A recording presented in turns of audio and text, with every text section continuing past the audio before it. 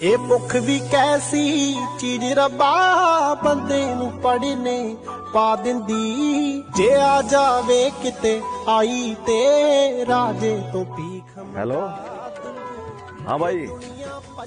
अरे यार होटल में बैठा हूँ, पता नहीं कैसे कैसे लोग हैं, किसी का भी जूठा खा लेते हैं। साहब जी कुछ लाना खाने के लिए? खाने ही आया था, खाना हो गया।